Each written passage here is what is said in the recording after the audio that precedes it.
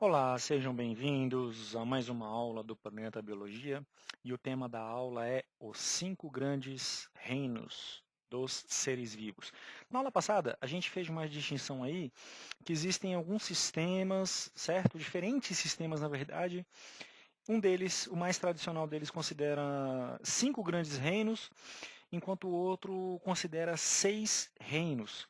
Hoje nós vamos estudar o mais tradicional deles, considerando os 5 reinos. Vou falar daqui a pouquinho só para diferenciar entre os 6 reinos, ok?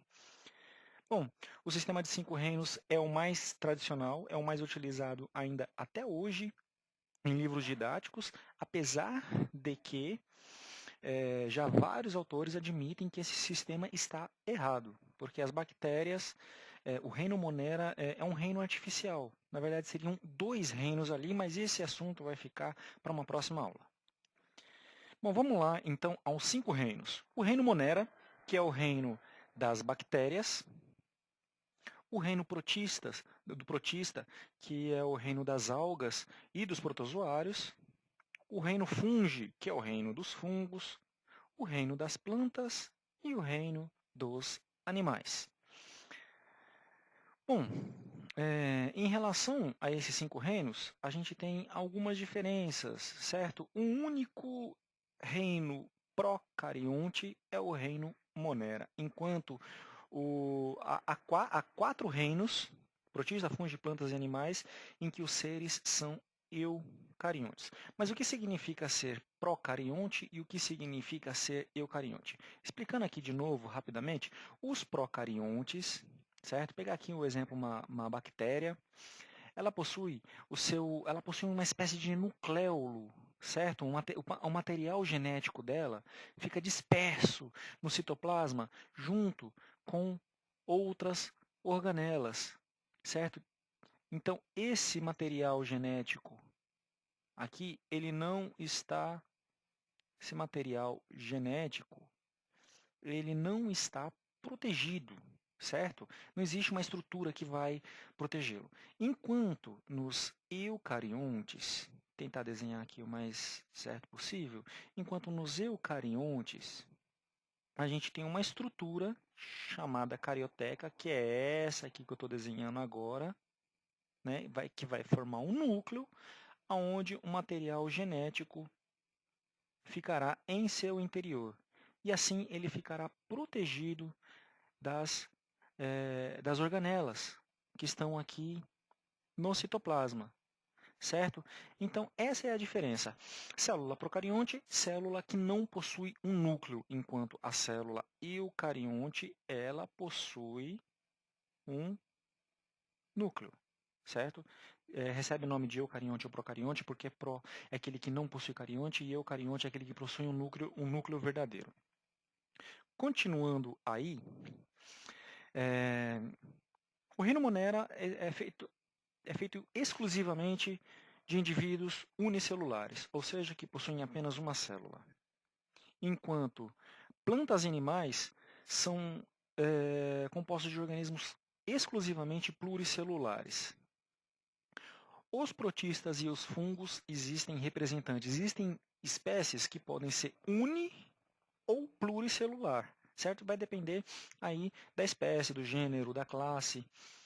Outra curiosidade também é que os protistas existem seres autótrofos e heterótrofos. Vou falar lá na frente, se você ainda não sabe o que é autótrofo, não se lembra o que é autótrofo e heterótrofo, a gente já vai falar sobre isso daí.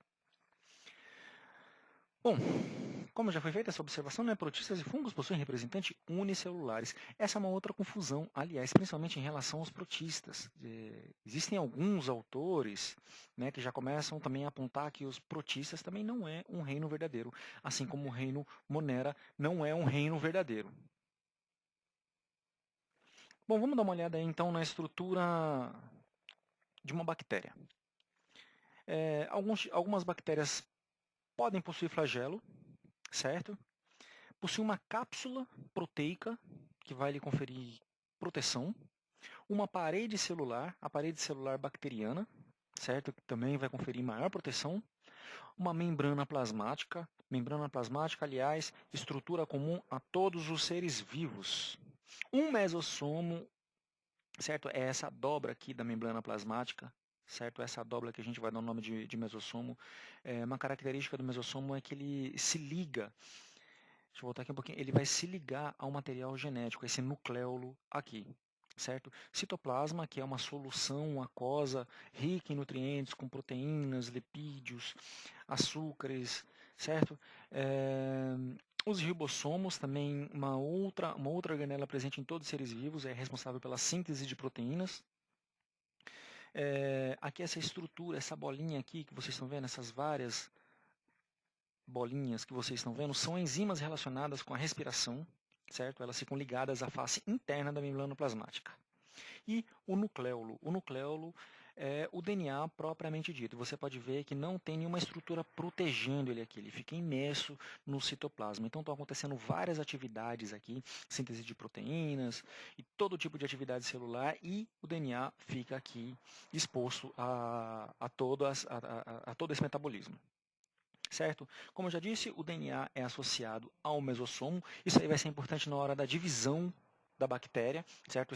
O mesossomo vai ser responsável pela migração do nucleolo, do DNA, do material genético para os polos da bactéria quando ela for realizar a reprodução assexuada, certo? Plasmídios são fragmentos de DNA. A origem ainda em relação a esses plasmídios existem várias explicações, mas não é o caso agora, ok? Vamos falar então um pouquinho aí da reprodução assexuada. Então essa reprodução, né, reprodução das bactérias por divisão, essa reprodução é assexuada, ou seja, aquela reprodução em que não tem sexo, não há troca de material genético, em que a célula mãe ou célula pai vai ter o mesmo material genético da célula filha, salvo quando há mutação. Certo? Então a gente tem aqui uma célula. O que você prefere chamar? Célula mãe ou célula pai? Chamar de célula mãe? Uma célula mãe. Essa célula vai iniciar seu processo de divisão. Aqui, olha o mesossomo, certo? Que se liga aí ao nucleolo, começa a migrar esse material genético. Vou colocar aqui para você, certo? Aqui é o material genético. Ele começa a migrar esse o material genético vai começar a caminhar para os polos. Aqui a gente começa a ver uma citocinese, certo? A membrana se dobrando nessa região, certo? Para acontecer a divisão de fato, para acontecer a separação de fato.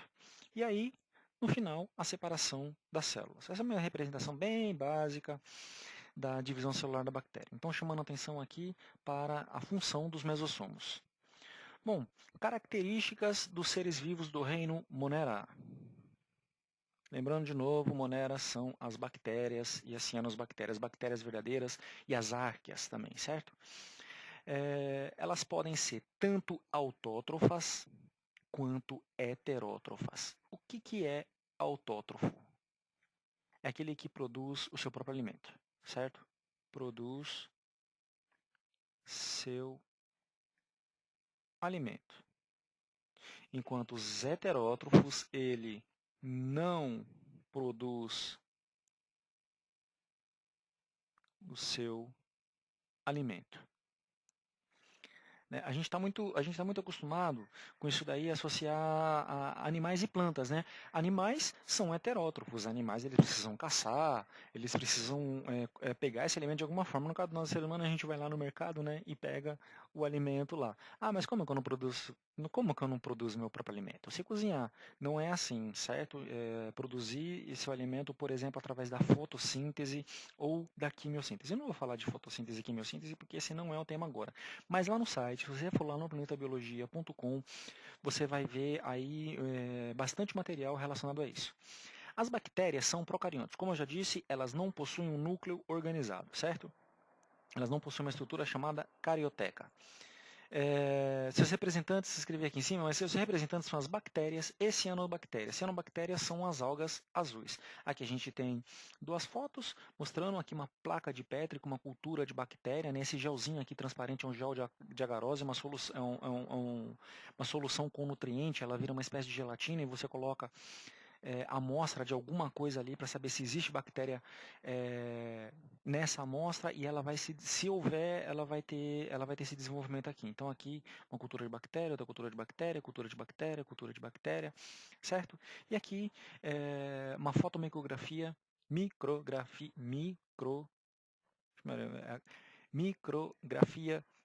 das cianobactérias, cianobactérias. Bom, vamos falar então da importância das bactérias. Junto com os fungos, elas são as principais agentes decompositoras de matéria orgânica, ou seja, a matéria orgânica, quando morre, ela precisa ser decomposta, ela precisa ser reciclada, ela precisa voltar à natureza em forma de nutrientes. Então, ela vai ajudar nessa decomposição.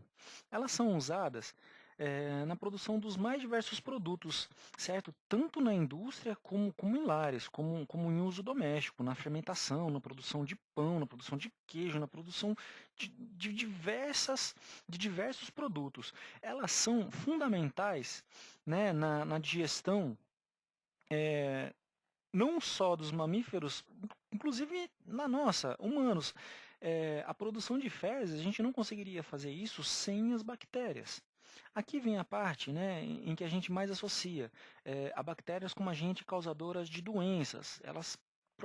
Realmente, elas provocam os mais diversos tipos de doença. Aqui no site eu tenho uma aula que fala sobre as bactérias como agentes causadores de doenças, então eu vou me aprofundar um pouco mais nesse assunto, certo? Nessa aula.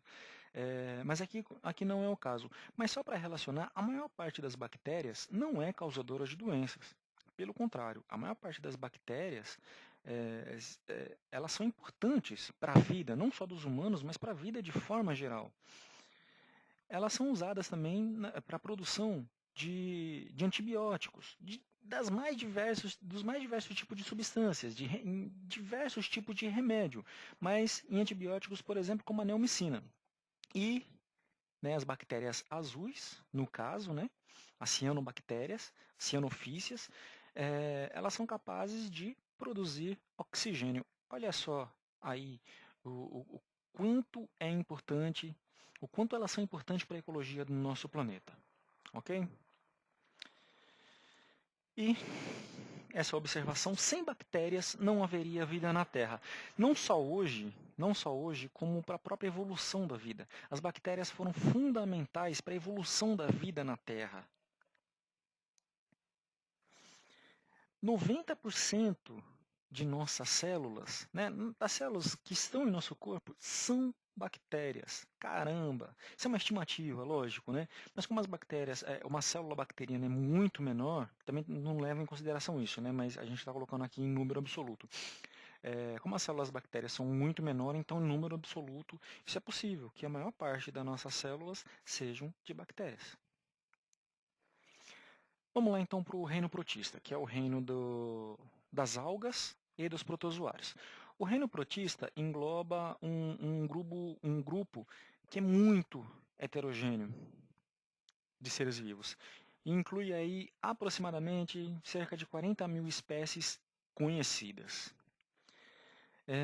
O reino protista é composto de três principais grupos: as algas unicelulares, aquelas que têm uma célula só; as algas pluricelulares, aquelas que têm mais de uma célula, algas que têm mais de uma célula, né? E os protozoários que também são unicelulares. Aqui a gente tem um exemplo aqui de protozoário, né? Isso aqui é um protozoário, isso aqui é uma euglena, ilustração de uma euglena, uma ameba, o famoso paramércio, certo? Protozoário. Só para abreviar aqui, certo? Para a gente não perder tanto tempo. Protozoário, proto. Aqui outro protozoário. Aqui a gente tem uma alga pluricelular, um representante de uma alga vermelha, né? Alga pluricelular. Aqui uma outra alga pluricelular. Aqui uma outra alga pluricelular, uma alga vermelha, uma alga marrom, uma alga verde. E aqui a gente tem outro protozoário, certo? Essa ilustração aqui, você saberia dizer que protozoário é esse? Esse protozoário é bem conhecido, todos eles, né? Se alguém aqui já estudou protista, É capaz que saiba. Isso daqui é um Trypanosoma cruzi, é o agente causador da doença de Chagas.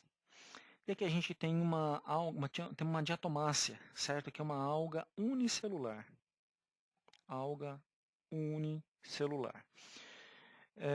Bom, os protozoários não possuem a capacidade de realizar fotossíntese, ou seja, eles são heterótrofos, enquanto as algas são autótrofas. Bom, todo protista é eucarionte, ou seja, ele possui um núcleo. Né? Um núcleo com membrana nuclear, a carioteca. O citoplasma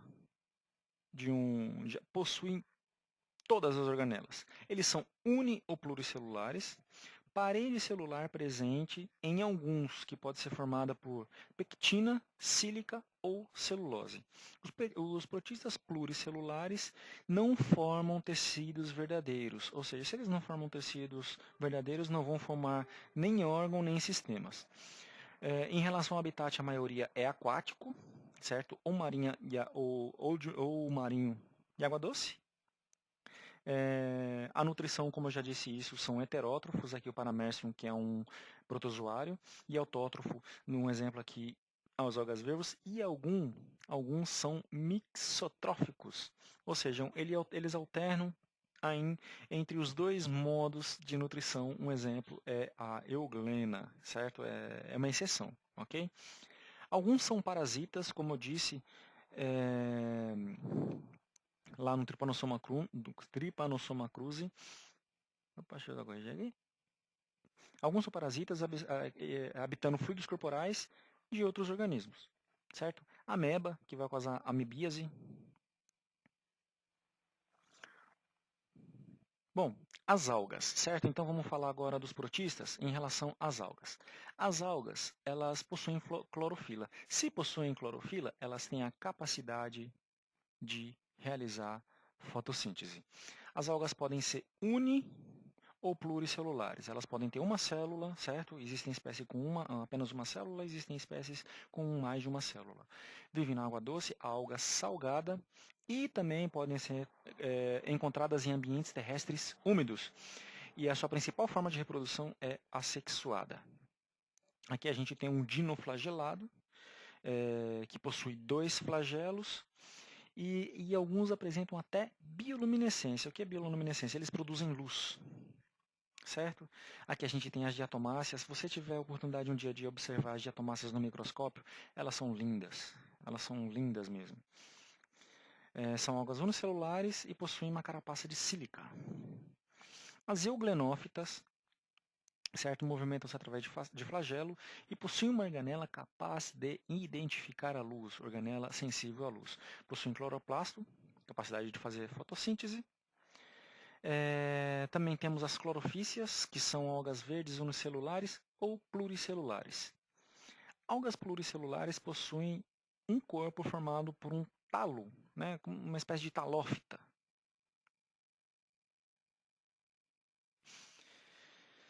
Vamos lá agora para os protozoários. Opa, coisa feia. Os protozoários. São seres unicelulares, exclusivamente, e heterotróficos. Significa o seguinte, que os indivíduos, que as espécies dos protozoários possuem apenas uma célula e eles precisam capturar o seu próprio alimento. A reprodução geralmente é assexuada. Aqui a gente tem um didinho SP, um exemplo, certo? Aqui está faltando falhou aqui a ilustração de tricomonas. Aqui no caso de uma ameba, representando aí a reprodução, a célula vai se partir em 2 pedaços, dando a origem a novos protozoários idênticos ao original, salvo se acontecer alguma mutação durante o processo de duplicação do DNA, certo? Aí um exemplo, né, clássico de reprodução de vários tipos celulares, certo? A gente tem aí muitas doenças causadas por protozoários. Entre as mais conhecidas, a gente tem a doença de Chagas, certo? Em que o vetor né? O agente transmissor é o barbeiro e o agente causador é o Trypanosoma cruzi, né? Um protozoário que vai se hospedar principalmente no coração. A gente também tem a leishmaniose tegumentar, também conhecido como úlcera de Bauru.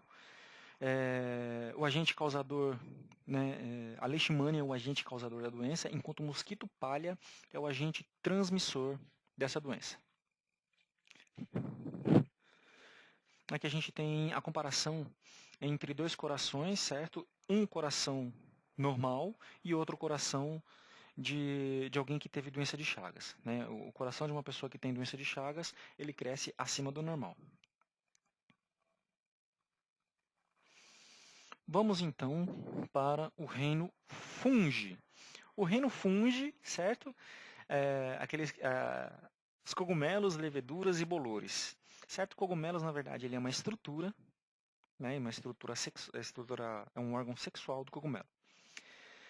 Em relação às características, eles podem ser uni ou pluricelulares. Eles são heterótrofos e alimentam-se de outros seres vivos. São eucariontes e possuem um núcleo organizado. Aqui a gente tem então, né, 3 exemplos. O cogumelo, na verdade, é como se for, é a floração, certo? Existe um fungo aqui microscópico que a gente não consegue ver, e esse cogumelo aqui é a parte sexual do, do, do, do fungo. Mesma coisa aqui a orelha de pau, o bolor. Bom, como eu já disse, os fungos, assim como as bactérias, são importantes agentes decompositores. Isso, inclusive, pode ser até um problema, porque os fungos eles vão destruir o alimento, certo? Eles vão decompor os alimentos. Mesmo que você coloque na geladeira, mesmo que você coloque em algum lugar para ele ser conservado, ele vai decompor, né? Tanto fungo quanto bactéria. Esse é um processo natural, certo? Natural e necessário, né, para reciclagem. E ele vai fazer isso com qualquer tipo de material, né? Roupas, papéis, plantações inteiras e pode parasitar inclusive animais e plantas. Inclusive quando o fungo parasita, certo? Ele é chamado de micose. Mofo, certo? Que é um tipo de fungo. Apesar disso, né, os fungos eles são úteis para nós. Alguns são comestíveis, e outros são usados na fabricação de bebidas alcoólicas, na produção de pães, queijos e antibióticos. A penicilina foi um fungo que mudou a história da humanidade, né? A penicilina é o primeiro antibiótico e mudou a história da medicina, né? Por um fungo. Alguns fungos são unicelulares, mas a maioria é pluricelular. O corpo do fungo ele é formado por um conjunto de filamento que a gente vai chamar ele de hifas, que se entrelaçam formando o micélio, certo? Então cada filamentozinho desse aqui, esses filamentozinhos aqui, são as hifas, certo? O conjunto desse filamento entrelaçado é o micélio. Esse Essa estrutura aqui do fungo, que é uma estrutura sexual com o objetivo de reprodução sexuada, é o corpo de frutificação. Aqui a gente tem uma ilustração de células da hifa, certo? Então a gente tem aqui um micélio, ou desculpa, uma hifa, o micélio é ele tudo entrelaçado. A gente tem aqui uma hifa formada por células. Como você pode notar, esse é um fungo pluricelular. Aqui alguns exemplos de fungo, né? Esse é um fungo comestível, o champignon, o orelha de pau e a Saccharomyces usado para fermentação, né? Que é o levedo de cerveja. Reino plantae ou metafita. A gente tem aí como alguns principais não, né? Mas como alguns representantes samambaias, musgos, plantas com frutos e pinheiros. Na aula Reroplantae eu falo dos grupos, eu falo aí das pteridófitas, das briófitas, angiospermas, gimnospermas, então vai lá no site do Planeta da Biologia que tem bastante material para você poder pesquisar, certo? Em relação às suas características, elas são autótrofas, ou seja, produzem material orgânico a partir da energia luminosa que é absorvida pela clorofila, né, e vai combinar o gás carbônico e a água e a luz para formar aí material orgânico. São eucariontes, ou seja, possuem um núcleo organizado. Entre os principais grupos, a gente vai destacar aí as briófitas, as pteridófitas, as gimnospermas e as angiospermas. As briófitas são as mais simples, certo? Elas não possuem nem flores, nem frutos, assim como as pteridófitas, que também não possuem flores nem frutos. Elas são dentro do reino vegetal, a gente vai chamar elas de criptógamas. Criptógamas é aquela que não possui flor. Essas duas aqui são fanerógamas, angiospermas e gimnospermas possuem flores, e as angiospermas são as únicas que produzem fruto, certo? O fruto tem a função de proteger a semente e também de atrair outros seres vivos para dispersar as sementes. Só falando aqui em relação a esses grupos, como eu já disse, você vai poder estudar melhor em uma aula só relacionada ao reino vegetal. Reino animal, os representantes são os animais. Como característica, eles são todos pluricelulares e heterótrofos. Ou seja, heterótrofos são aqueles que se alimentam de outros seres vivos. São eucariontes, significa que eles possuem um núcleo. Um representante aqui, um inseto, o bicho-folha, uma ariranha, comendo um peixe, todos animais. Certo? A anêmona do mar, que é um animal bastante antigo, a esponja também, que é um animal bastante antigo. Uma confusão comum que se tem é que os animais se movimentam, né? Os animais têm capacidade de se locomover. Nem todo animal tem capacidade de se locomover.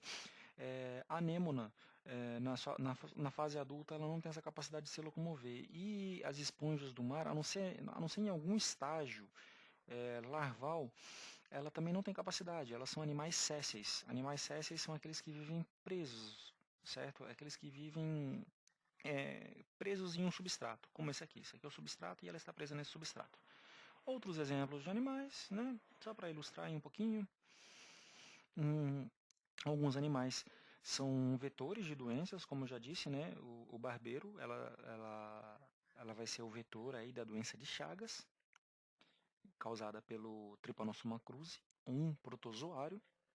E era isso, galera, que eu tinha para dizer. Bom, se você aprendeu alguma coisinha aí nessa aula, certo? Dá um like aí, dá um joinha, segue a gente aí no nosso canal do YouTube, se inscreva para você ficar por dentro aí quando surgirem aulas novas. Se você estiver vendo essa aula a partir do YouTube, vai ter o link para essa aula com texto também, com outras ilustrações, inclusive com esse slide que eu acabei de passar, você vai poder ver ele lá no Planeta Biologia. Se você for professor, você pode passar isso para os seus alunos. Se você for aluno e quiser passar isso no seminário, você também vai poder fazê-lo, ok? Espero vocês, até a próxima aula. É isso aí, fico por aqui, falou, tchau!